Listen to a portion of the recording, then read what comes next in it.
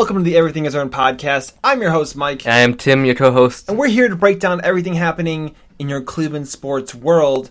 And today we've got some stuff to talk about. Last episode, we talked a little bit about the NBA redrafts, if with the Dion Waiters draft, and the possibility of Damian Lillard, and what would the Cavs have done, and how it would have all worked out. Him and Kyrie, yeah. And today we're going to talk about the infamous Anthony Bennett draft in 2013, and what the Cavs probably should have done during that draft instead of select Anthony Bennett. Right, absolutely. So, looking at that draft, the Cavs take Anthony Bennett number 1 overall, and we all know how ugly and awful that turned out. And then you look at Victor Oladipo went number 2, when there's real other players in this draft that are actually big-time players now. Giannis, being probably the biggest. But there was an article written recently by Chris Fedor again that talked about an executive within the Cavs front office that had a real push for Oladipo, but again, the Cavs didn't go that route due to fit, just like the year prior with Dion Waiters. And so you come back to this again where it's about fit versus best player available. I think ultimately when you get in these situations, it's got to be best player available. That's my long-standing opinion is when you're in rebuild mode, you don't have the luxury of trying to do fit when you really need to get as much talent as you can, and then you can kind of shift the pieces around either via trades or future drafts, but you got to get the best players available. Well, especially what you said, we're a rebuilding team, and also because we're in the NBA where you can move those assets, those players, those picks more easily than other sports. And you mentioned how it didn't work out for us, you said 2 years in a row we drafted fit over talent. And I agree with you that you have to pick best player available. There were also guys like Rudy Gobert out there, Nerlens Noel, Steven Adams is a guy I've been a fan of that would have aged really well, and their games kind of play into what ultimately led to LeBron coming back in 2014, and to make that championship run along with one of those centers would be way more beneficial than what we got in return of Dion Waiters or what ultimately ended up with Anthony Bennett. I think it's a good point there because you're looking at the players that were out there. Okay, Oladipo goes number 2. You got Giannis at 15.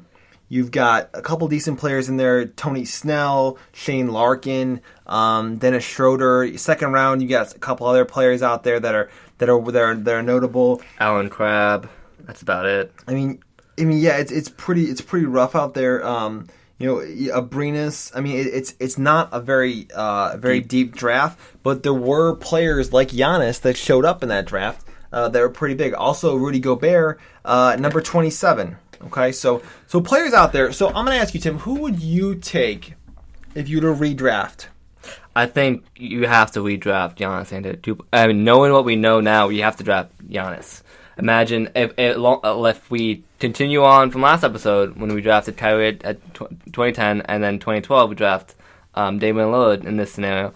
I think what will really fit well at 3 or 4 is Giannis there.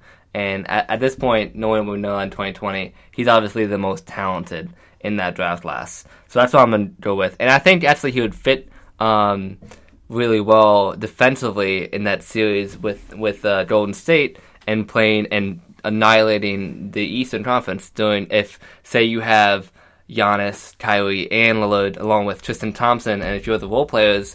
I think that's pretty intriguing if you're LeBron James in 2014.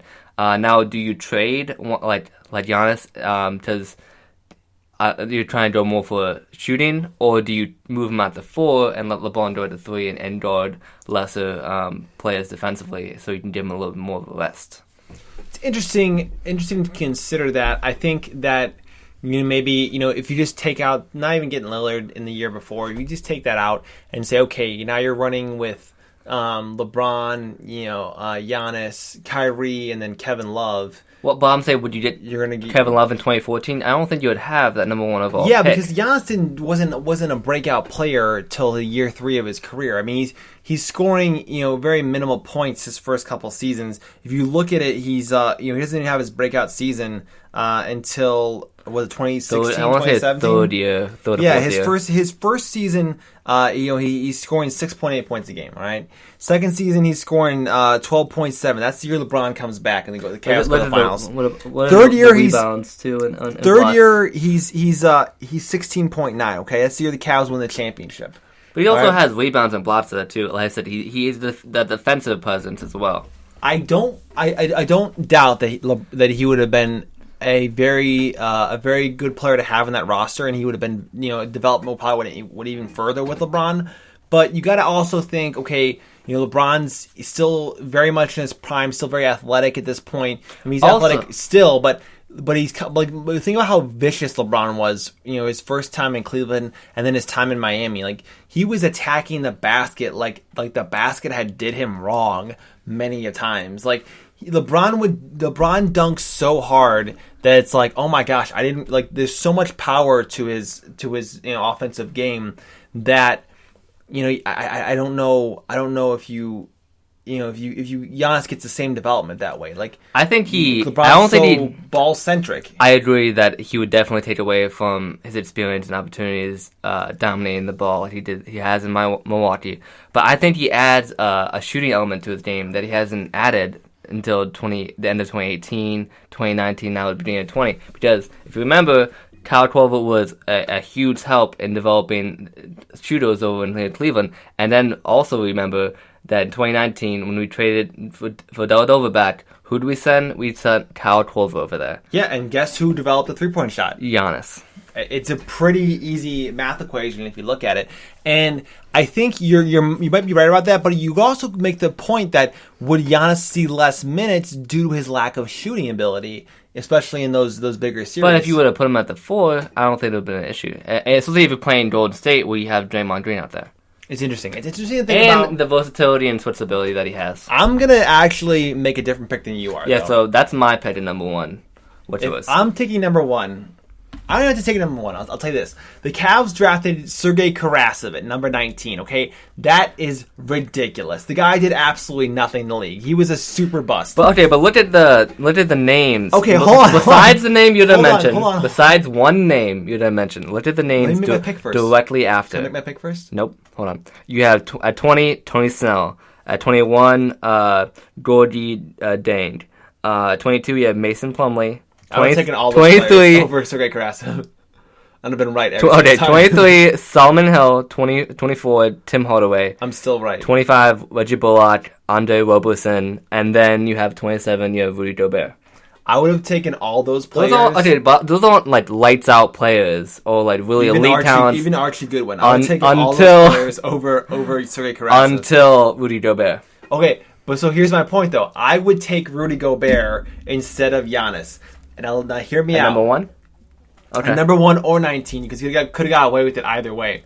Because he didn't go until 27. So you look at the Cavs' title runs. You look at the big time series they had, in the East, going up against big time centers, big time physical teams. Boston, you've got Al Horford. You've got Al Horford, yep, and Olynyk. You got Detroit with Drummond at the time. Yeah, Indiana. You got Indiana with Hibbert at times, Miles Turner as well as Sabonis. Yeah, and they had Horford at one point, didn't they? Have Horford when they Indiana. Indiana had Horford at some point in their career. Yes, It was never with Indiana. Yes, he was. He was with Philadelphia. No, Indiana. He played with Indiana for a long time. He was. I think he was drafted. School he was probably, so hard. I think he was drafted by Indiana. No, that was. I think. Okay, you're probably right. I'm about to take you to school, boy. There's a piece of me who thinks he played with Indiana. Let's pull up his basketball reference site. Here we go. Let's go. Al Horford. You're way below. There's no stats, dude. He's probably in there. Let me use my own phone, Tim. Let me show you how wrong you are. He might be right about Al Horford, but he does not know how to surf the interwebs. I absolutely know how to surf the interwebs. Tim, my phone's way faster than your phone. What are you looking for? Here it is. Hold on. We're looking at Al Horford's eliminate career. all of that. Look at his career. Let's see how. Let's see. Oh my gosh. How many? Yeah. See. So he gets drafted. He was By in Atlanta. Atlanta. And That's he was in not. Boston.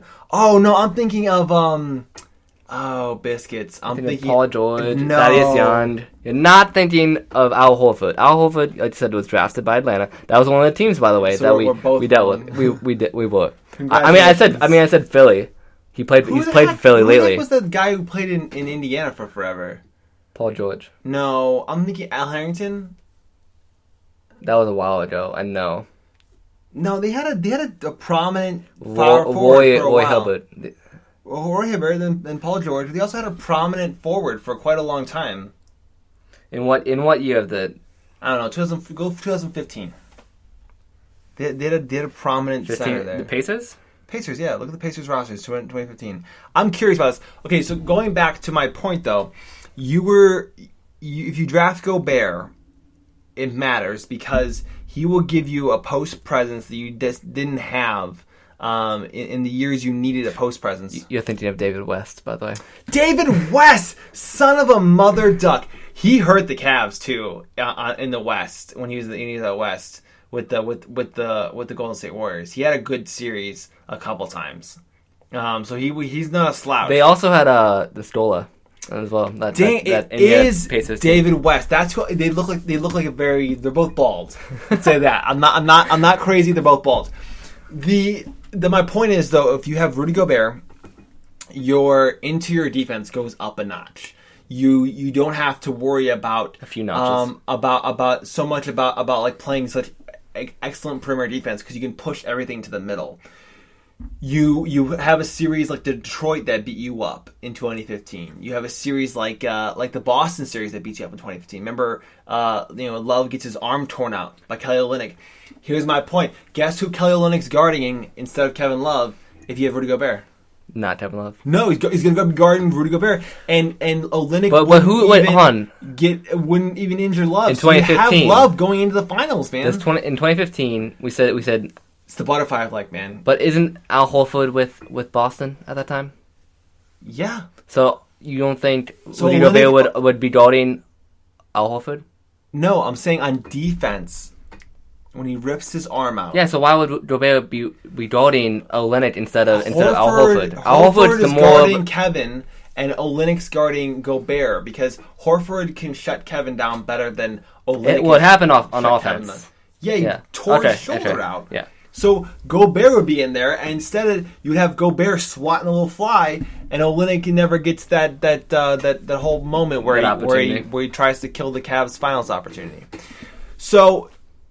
Ultimately, I think that having Gobert would give you a big time advantage throughout the whole Eastern Conference, as well as when you match up in the finals, give you a post presence that can actually slow down the guys like David Lee and like David West, who really hurt you in the 2015 finals. And then Andrew Bogut, great matchup against Andrew Bogut, and then you look at even in the series we won or the series after, or the small ball series. Remember 2017, the 2017 finals. You got killed by JaVale McGee, man, and freaking what's his face, the guy. Festus Ezeli. Not even Ezeli. That was before. It was the guy they drafted late. Everyone was Jordan Bell. Yeah, everyone was high on Bell. And freaking Jordan Bell and McGee had big series on you, and if you had Gobert, that would never have happened.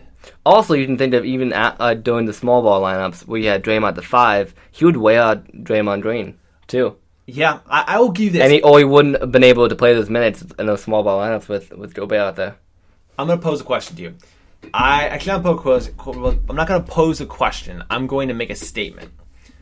My statement is that the second biggest mistake the Cavs have made since in the LeBron era. First one being Kyrie trade, obviously.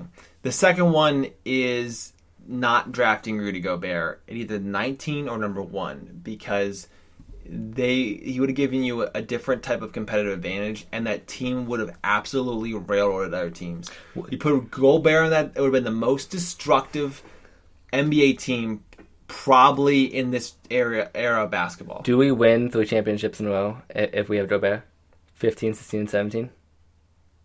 15 assuming that in that opportunity that didn't allow Kelly Olynyk to rip out Love's shoulder because he's guarding Gobert, 15.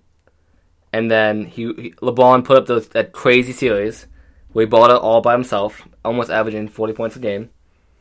35, 12, and 12, right? Or something like that. Or 35, 11, 11. And then 15, 16, you have Golden State go up 3-1.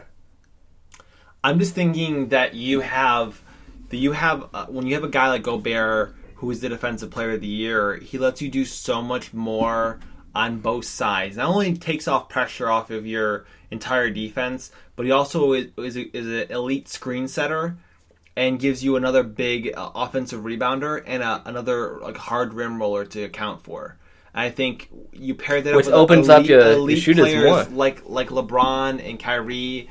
And you put him on the team with Ty Lue as the coach. I just think you just get so much out of that roster. And to only add to your point and make it stronger, I think you would be able to play J.R. Smith and Kyle Korver at the same time. Because if you do Kyrie Irving, J.R. Korver, LeBron, and Rudy Gobert, and this, I don't know if Kevin Love is in this on this roster at this time, but then you have to, with all the spacing you have available with the rim protector and stuff like that, and you either have LeBron or Kyrie pick and roll with Gobert, you have those guys, elite shooters, spotting up with more space on the outside, or they shrink the floor and they live with more open shots than Kyle Korver and JR.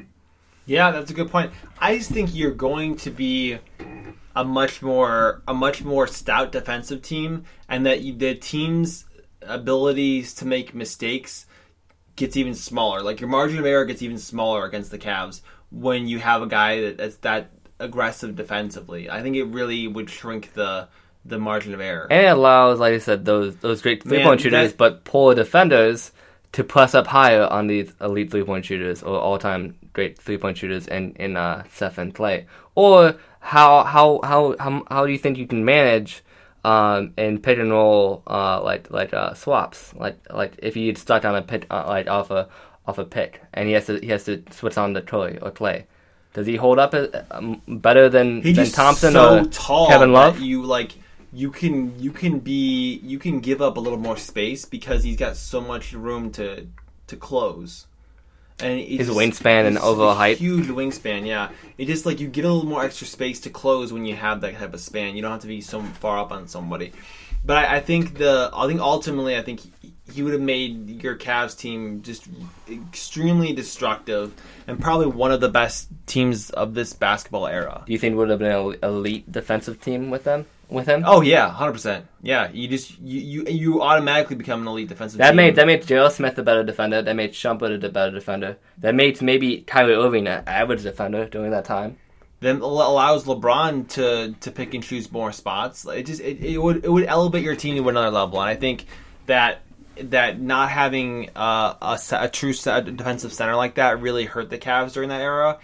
But it paid off in different ways by having guys like Thompson and having more spread offense like Kevin. And you did have a spread center in Channing Frye that you could throw in there from time to time. Yeah, you could even had him in there too, as the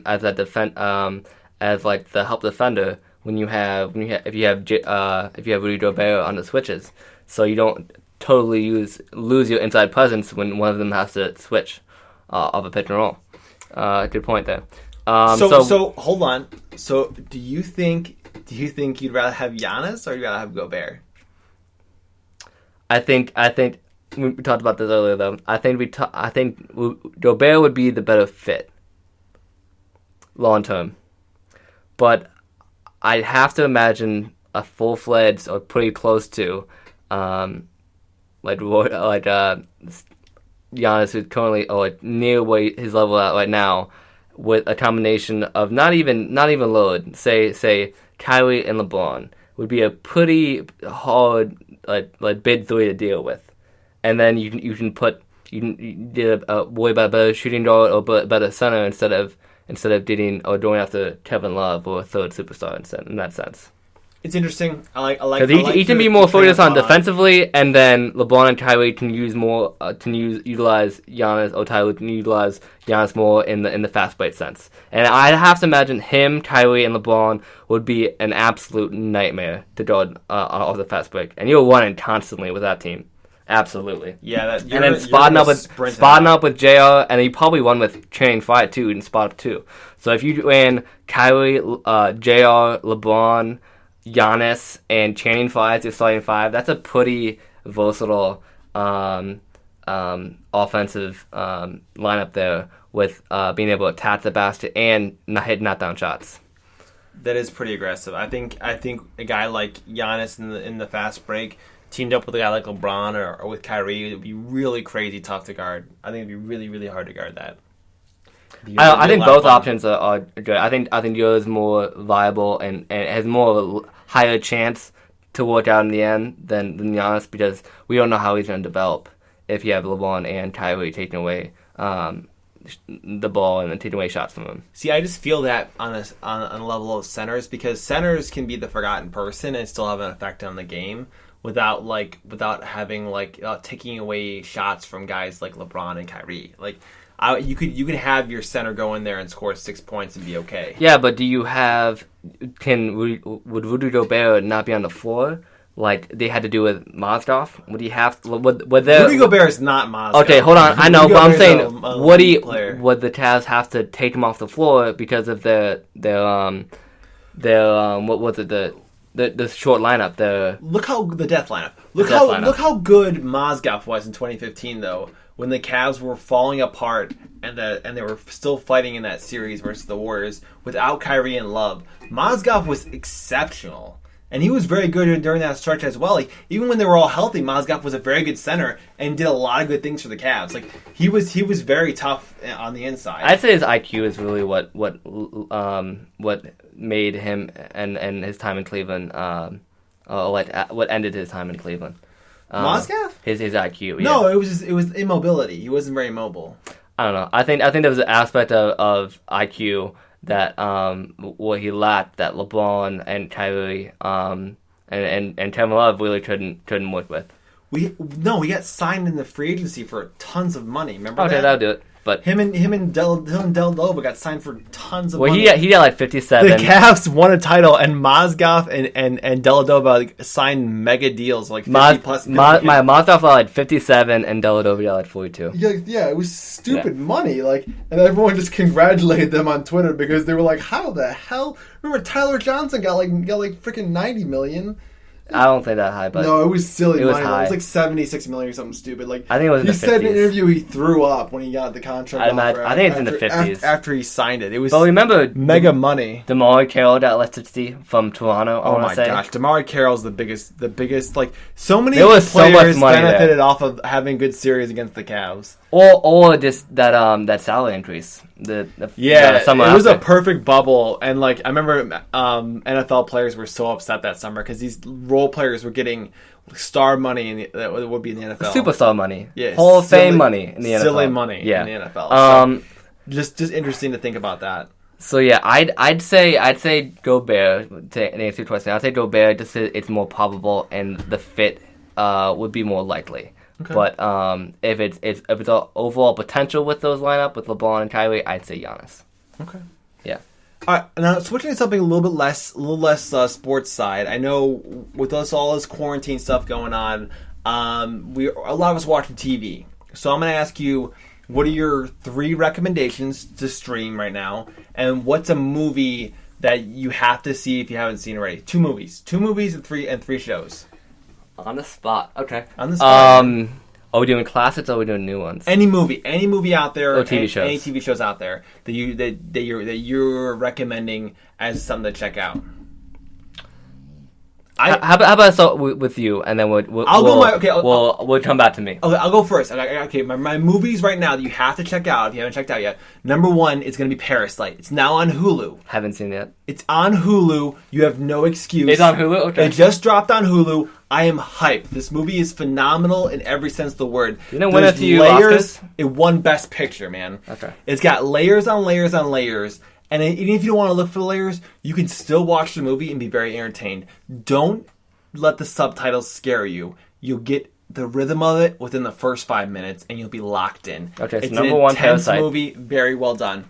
Number 2, and I have to rewatch this now because it's been creeping up on me. I have to watch it again. But Blade Runner 2049. Oh my goodness, is it one of the most beautiful movies you'll see in terms of the cinematography. And the story is very, very interesting. There's a lot of dramatic moments. The cast is exceptional. Harrison Ford is in it. It's phenomenal. Don't you have Ryan Gosling in that as well? Yeah, Gosling's the main dude. And then like he's Harrison fantastic. Ford is like his father. Oh, kind of. Maybe. Maybe. I'm not gonna spoil anything for you. Maybe. He might be his father. It's so good. Blade Runner 2049. You don't have to see the first Blade Runner to get into it. You can jump right in and be just fine. It's phenomenal. Those are my 2 movies that I would recommend. If I want to go streaming, first and foremost, if you haven't seen it, HBO. It's Sharp Objects. Haven't seen that either. It's Amy Adams, and she is a reporter, and she goes back to her hometown to investigate a child's murder, and it only gets more crazy from there. I'm not going to give much of the story away, but it's very good. It's very dark, but it's phenomenal. Highly recommend it. That's my number 1 recommendation for streaming. Number 2, I'm actually gonna go with Big Mouth. Big Mouth is super funny. If you haven't seen Big Mouth, it's an animated show about just nonsense. It's about puberty. It's about children going through puberty. Listen, it's not for your kids. It's not for your kids. Most of you adults won't enjoy it. It's very raunchy at times. It's very liberal. It's not for everybody. If you can't watch it with a buddy or have some like drinks while you're watching it, you probably won't like it. If you don't have thick skin or take like some more wild or kind of crazy jokes, then don't. Yeah, just compare it to. I compare it to like a Family Guy type of show. But very, very good. Or South Park. Yeah, so if that's not your game, you should just not watch that. But I recommend it for those who are looking for something really funny to watch as a comedy. I think it's a really good one to check out. And then my third one to stream, I know it'd be really obvious to say Tiger King. I'm not going to go that direction. I'm actually going to go... Oh, man, this is the third one. The third one's a tough one. Oh, man, I want to say... I kind of want to go start... Let's say Dexter. I kind of want to throw back to Dexter and rewatch the Dexter series because I have very fond memories of the Dexter series. I think it was very, very well done. I enjoyed that show immensely. Definitely a top 5 all-time show for me. So I think Dexter will be the one of the ways to go. Going back to this real quick, my recommendation, I would say Sharp Objects is my number 1, probably my favorite show of all time. I've been waiting for those. I missed them in theaters, and I was trying to catch them right before they kind of left theaters. I didn't get the chance to, but I'm really excited about those 2 movies. Blade Runner? Parasite, and I still need to see Sharp Objects. I didn't know what it was on. Sharp Objects is a streaming. Yes, well, yeah. It's Well, a show. TV show and movie, yeah. TV show and movie. And then I'm gonna start with movies. I'm gonna say my first one's gonna be Jojo Rabbit. It's a satire film about World War II, coming from a young boy who thinks he's a Nazi, and he has Adolf Hitler in his head. So it's not a normal Adolf Hitler; it's Adolf Hitler as he perceives it. ScarJo's in it, and there's not a large cast, but it's really, really well made. You saw Jojo Rabbit? I did. Yeah. Oh, it's so good. Yeah. I really, really like Jojo Rabbit. It's actually, even though the context you're saying is very like Hitler and like satire, it's weird. It's a weird mix. But it's honestly a wonderful movie. It's so well made, and the message in it is very, very important. I don't want to any spoilers, but yeah, there's a whole class of Nazi and Jews, and it's really well made. And then my second one, I'm trying to decide between Uncut Gems, and honestly, I'm gonna do this one. I'm gonna do Catch Me If You Can. It's a throwback. It has DiCaprio, right? Well, you have young DiCaprio in it too, but then you have Tom Hanks I'm chasing him. So you have Tom Hanks is this is all taking place, I want to say, in the 70s. And so Leonardo DiCaprio is a young guy. He's like in high school, and he discovers how to like start committing fraudulent checks, and he's a big part of that. And I want to say it's based on a true story. And so Tom Hanks is this FBI investigator that comes onto him because Leonardo starts blowing up and start depositing these fraudulent checks all over the place. He figures out how to basically, I think he takes commercial airline flyer pilots checks and takes the logo off there and makes them into real checks. And this is before the internet and anything, so they create fraudulent numbers and all that stuff, and the entire time, and he's just toying with Tom Hanks and goes back and forth over years. Don't ruin the whole movie for us, Tim. Okay. And then it is really good. But it's fantastic. Yeah, younger Tom Hanks, who's the investigator and tries to go after him. It's excellent. And then my third one, I'm having trouble with it. You don't have to pick a movie. You could pick TV show instead. I want to pick a third one though. If you're gonna pick a third one, I would really stick with some of the top ones. I would say 1917 was really excellent. I don't want to recommend that one. I really think that Uncut Gems was awesome too. I'm gonna say, if you're gonna throw it back to all time, I really enjoyed Mad Max. I think Mad Max is one of my favorite movies. Oh, that's an excellent movie. If you haven't seen Mad Max, it's nuts. It's such a different type of movie, and it's just wild the whole way through. I think Mad Max it's definitely a top 10 movie for me. I got it. I'm gonna go with Split. I'm gonna go with my boy James McAvoy. The premise is he suffers from a multiple personality disorder, and he ends up having 21 or 22 personalities. The cast isn't very large, but the premise is him and his therapist working and trying to deal with this and how to deal with him in normal life. And it's crazy, and it's just an excellent film. If you're a James McAvoy fan or you've seen any of the X-Men or anything, enjoy him. I definitely looked into that. As for TV shows, I'm just going to my normal one. I'm going to go back to throwback in the 90s. Friends, that's one of my favorites, if not my favorite. And then I'm going to go to Ozark. It just released a third season. It's Jason Bateman.